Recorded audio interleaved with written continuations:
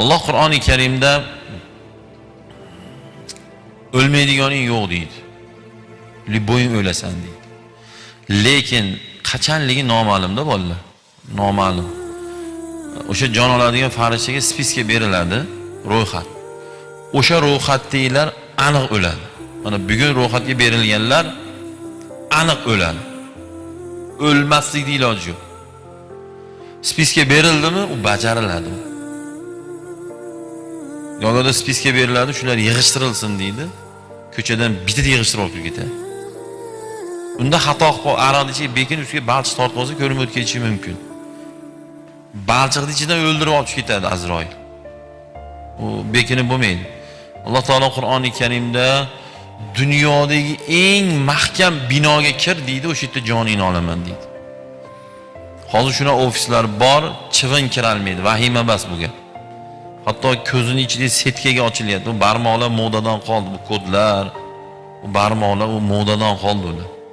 Ko'z ichida setkaga eshik ochiladi, o'zidan boshqa odam kira olmaydi aytgan.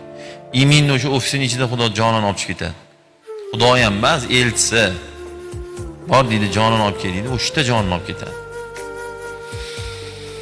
Nima demoqchiman, siz bilan mendan zo'ri ham hamma temada-da. Yana doktorlar o'tiribdi, biz men domla o'tiribman, savdogarlar o'tiribdi. Yana kim endi? Liboy temada zo'ri o'ldi-da.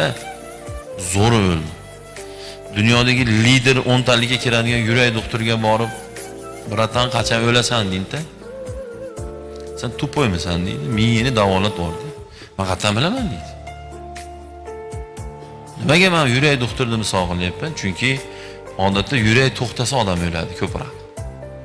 Yurak to'xtaydi, o'ladi-da endi. Nima demoqchiman? O'sha yurak doktori professional yurak haqida endi dissertatsiya yozib tashlab, bu yurakda aqldan kirib bag'dan chiqadigan odam qachon o'lishini bilmayapti. Chunki Alloh aytganda la tadri degan. La tadri degani o'lishingni qachonini bilmaysan deydi. Ras bilmas ekanmizmi? Endi bu hozirdir, halidir, kech paytdir, ertagadir, indingadir, buni bilmaymiz. Ras shunday bo'lgandan keyin endi bunga doim tayyor yurish kerak. U nima bilan bo'ladi?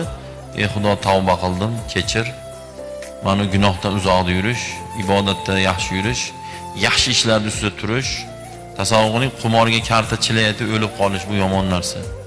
Nashani urug'ini teriyotib o'lib qolsa, fohishani uyda o'lib qolsa, yo aroqni quyayotib o'lib qolsa, yo urushyotib o'lib qolsa, bu eng oxiri xunuk ishni ustida ketsa bu yomon bo'ladi-da bolalar. Qo'rqib ketadigan narsa bu. To'g'risi odam qo'rqish kerak bu narsadan. Eng har kuni miyada aylanadigan tema shu bo'lishi kerak. Ey Xudo, iymon bilan o'lay, iymon bilan o'lay. Shu tema miyani bir chekkasida tablodan o'tib turishi kerak. Shunda enekin biz yomon ishlarni qilmaydigan odam bo'lamiz. O'limni, do'zaxni, jannatni, Allohni unutamiz, keyin rasvoyimiz chiqadi. Hamma hozir jinoyat, yomon, fahsh, xunuk, harom ishni qilayotgan, sizmi, menmi, kim bo'lishidan qat'iy nazar, shular Xudoni unutganlar, Xudoni tanimaydiganlar. Xudoni tanisak bor-u, ishoning, garantiya bomdodga uxlamaysiz. Men javob beraman shu gapga. Xudoni tanib qoling-da. Masalan, bitta tanimagan odamni chaqirsa, bor yo'q deb ko'r deysiz. Lekin shu atrofda kuzuri bolani jo'natib bor, chaqir kesin desin-da, hakkillab boradi kerak bo'lsa. Nimaga taniydi-da, uni bormasa nima bo'lishi juda yaxshi biladi. Shuna tashkilotlarga chaqirsa, sahar olib qoladi odam. Og'zi qurib, tupurgisi yo'qolib qoladi. Nimaga chaqirdi-ekin deb. Agar pasportingiz bilan keling desa, tamom, tugaydi. To'g'ri gap-da.